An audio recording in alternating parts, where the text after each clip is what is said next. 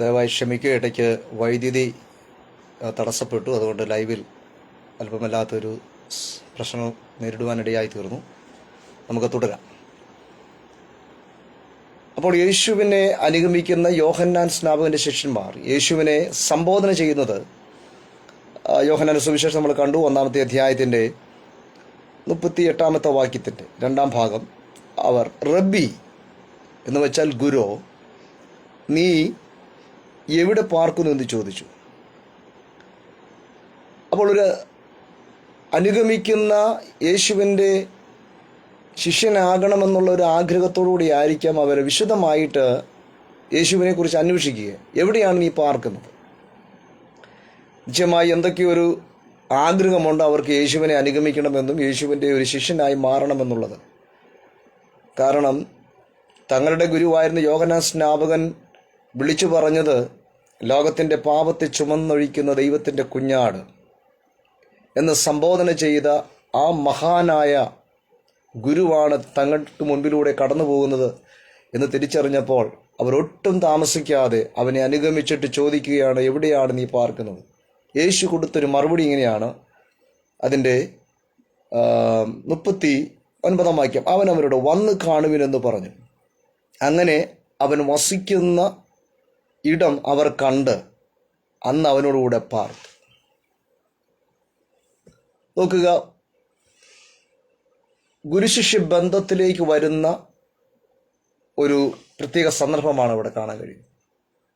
ഞാൻ ക്ലാസ് ആരംഭിച്ച് പറഞ്ഞു, പണ്ടേ നമ്മുടെ നാട്ടിലൊക്കെ ഗുരുകുല വിദ്യാഭ്യാസം ഉണ്ടായിരുന്നു. എന്ന് പറഞ്ഞാൽ ശിഷ്യൻ ഗുരുവിനോടൊപ്പം താമസിച്ച് ഭക്ഷണമൊക്കെ കഴിച്ച് അവിടെ തുടരുന്ന ഒരു പ്രത്യേക ഒരു വിദ്യാഭ്യാസ സമ്പ്രദായം. ഇവിടെ ഇതാ യോഹന്നാൻ സ്നാപകന്റെ ശിഷ്യന്മാരും യേശുവിനോടുകൂടെ പാർക്കുകയാണ്. ആ മഹാനായിരിക്കുന്ന ശ്രേഷ്ഠനായിരിക്കുന്ന ഗുരുവിനോടൊന്നിച്ച് അവർ പാർക്കുന്നത് ഒരു വലിയ ഭാഗ്യമായിട്ട് അവർ കണക്കാക്കുകയാണ്. അവിടെ പാർക്കുക മാത്രമല്ല, അടുത്ത ഭാഗം നമ്മൾ വായിക്കുന്നിങ്ങനെ,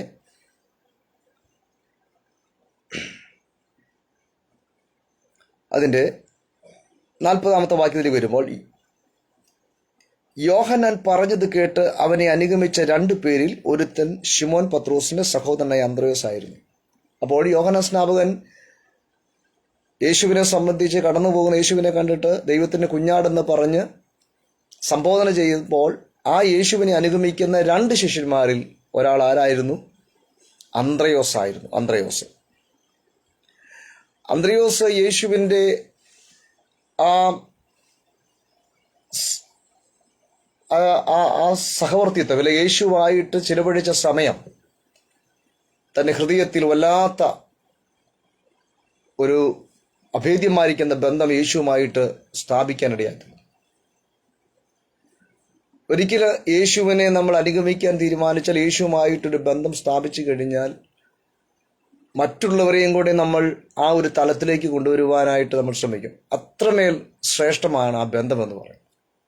ഇവിടെ അന്ത്രയോസ് ഒറ്റ രാത്രി യേശുവിനോടൊപ്പം പാർത്തയുള്ളൂ. എന്നാൽ അന്ത്രയോസ് ചെയ്ത കാര്യം എന്താണ്ട് 4-ാമത്തെ വാക്യം. അവൻ തൻ്റെ സഹോദരനായിരിക്കുന്ന ശിമോനെ ആദ്യം കണ്ട് അവനോട്, ഞങ്ങൾ മശിഹ എന്ന് വെച്ചാൽ ക്രിസ്തുവെ കണ്ടെത്തിയിരിക്കുന്നു എന്ന് പറഞ്ഞു അവനെ യേശുവിൻ്റെ അടുക്കൽ കൊണ്ടുവന്നു.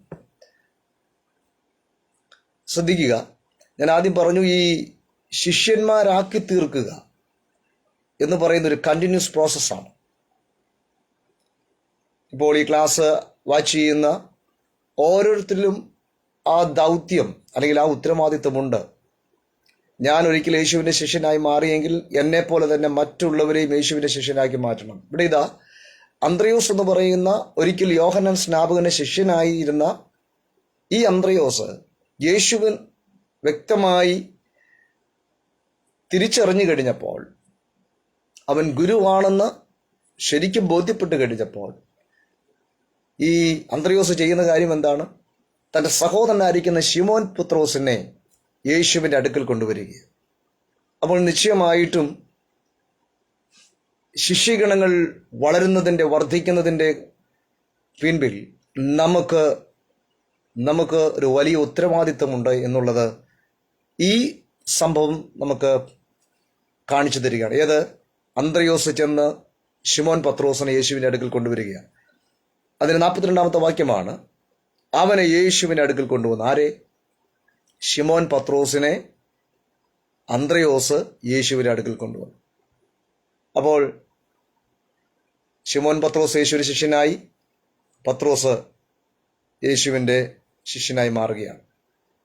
ഓക്കെ, വീണ്ടും യേശു കുറച്ച് കഴിയുമ്പോൾ മുൻപോട്ട് പോവുകയാണ്.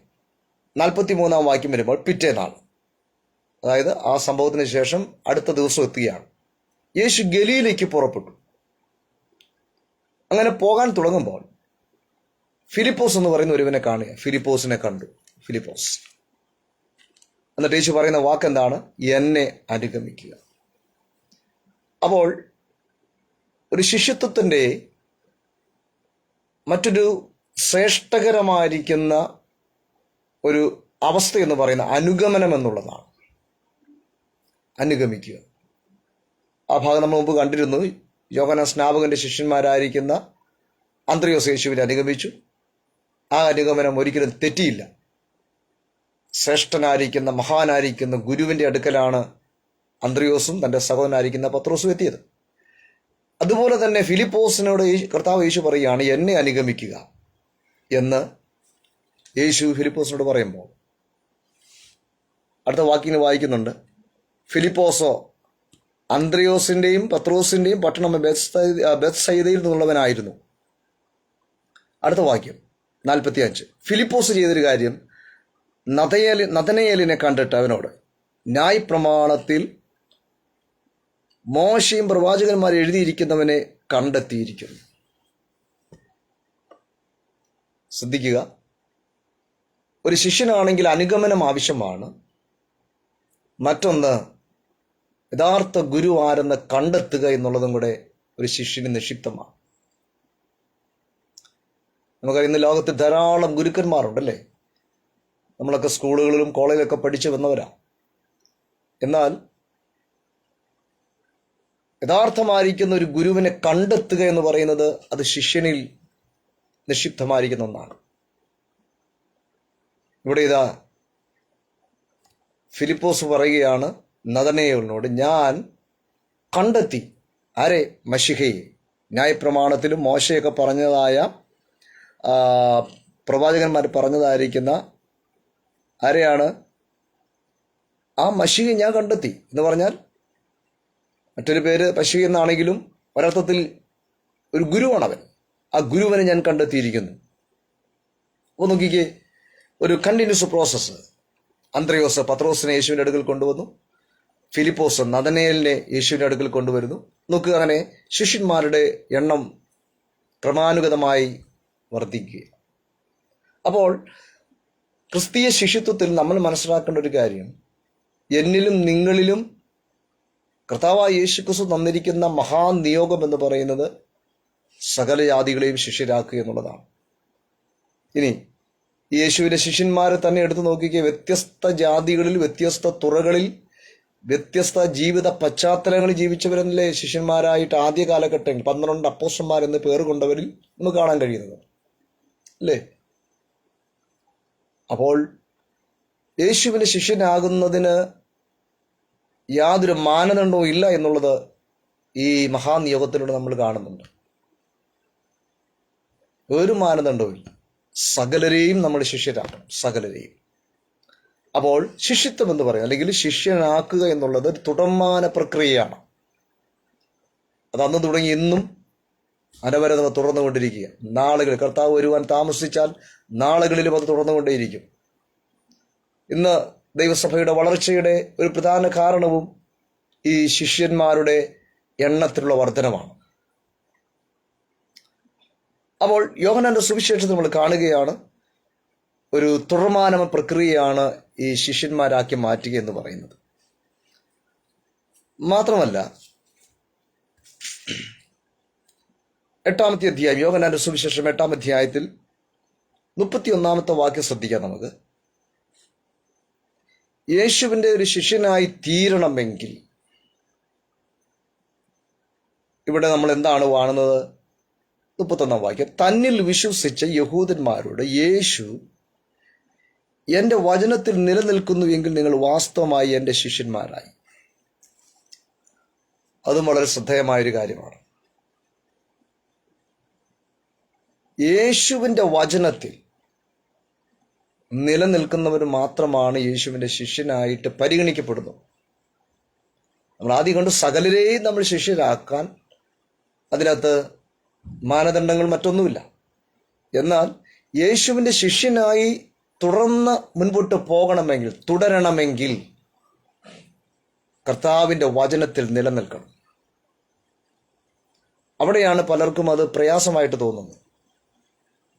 ഒരുപക്ഷെ യേശുവിൻ്റെ ശിഷ്യനായി തീരുന്നതിലൊക്കെ നമ്മൾ വ്യഗ്രത കാണിക്കാറുണ്ട്. എന്നാൽ ഒരു ശിഷ്യനെ സംബന്ധിച്ചിടത്തോളം ആ വചനത്തിൽ നിലനിൽക്കുക എന്ന് പറയുന്നത് അത്ര എളുപ്പമുള്ള കാര്യമല്ല. നിലനിൽക്കുക എന്നുള്ളതിന് അതിൻ്റെ ഇംഗ്ലീഷ് പരിഭാഷയിൽ, ഇംഗ്ലീഷ് ബൈബിളിൽ കാണുന്ന വാക്ക് കീപ്പ് എന്ന് പറയുന്നൊരു വാക്ക് കൊടുത്തിരിക്കുന്നത്. Keep the word of his word. അവൻ്റെ വചനത്തെ കീപ്പ് ചെയ്യുക, സൂക്ഷിക്കുക, അല്ലെങ്കിൽ അനുസരിക്കുക. ഒരു ഗുരു എന്താണോ പറയുന്നത് അതനുസരിക്കുന്ന ഒരാളാണ് ശിഷ്യൻ എന്ന് പറയുന്നത്. അല്ലെങ്കിൽ ഗുരു എന്ന് പറഞ്ഞാൽ അത് അനുസരിക്കാൻ ബാധ്യസ്ഥനാണ് ശിഷ്യൻ. അപ്പോൾ ഇവിടെ യോഹന്നാൻ 8:31 കർത്താവ് തന്നെ പറയുന്നത്, അതായത് തന്നിൽ വിശ്വസിച്ച ഒരു കൂട്ടം യഹൂദന്മാരോടാണ് പറയുന്നത്, നിങ്ങൾ വാസ്തവമായി എൻ്റെ വചനത്തിൽ നിലനിൽക്കുന്നു എങ്കിൽ നിങ്ങൾ വാസ്തവമായി എൻ്റെ ശിഷ്യന്മാരായി.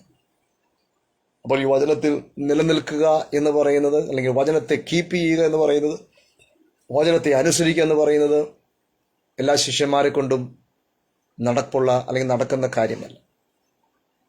നമുക്കറിയാം, അനേക ശിഷ്യന്മാർ യേശുവിൻ്റെ വചനത്തിൽ നിലനിൽക്കാൻ കഴിയാത്തത് കൊണ്ട് മാറിപ്പോയില്ലേ. അപ്പോൾ ശിഷ്യനാണോ?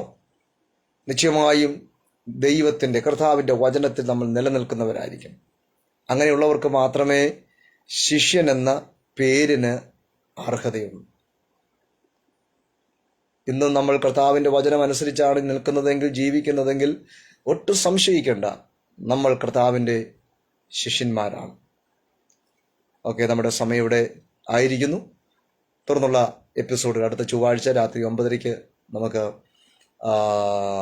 ശ്രദ്ധിക്കാനിടയായി തീരട്ടെ. ഈ ക്ലാസ് സംബന്ധിച്ച് എല്ലാവരെയും കർത്താവ് അനുഗ്രഹിക്കട്ടെ. അവസരം ഒരുക്കി തന്ന ട്രിനിറ്റി ഇന്റർനാഷണൽ പ്രയർ മിനിസ്ട്രിയുടെ എല്ലാ ചുമതലക്കാർക്കും ഒരിക്കൽ കൂടെ നന്ദി പറഞ്ഞുകൊണ്ട് ഇന്നത്തെ ക്ലാസ് നമ്മളോട് വൈൻഡപ്പ് ചെയ്യുന്നു. വീണ്ടും നമുക്ക് അടുത്ത ചൊവ്വാഴ്ച രാത്രി 9:30 മുതൽ നമുക്ക് ക്രിസ്തീയ ശിഷ്യത്വം എന്നുള്ള വിഷയമായിട്ട് പഠനത്തിനായി കടന്നു വരാം. ദൈവം നമ്മളെല്ലാവരും സഹായിക്കട്ടെ. May God bless you.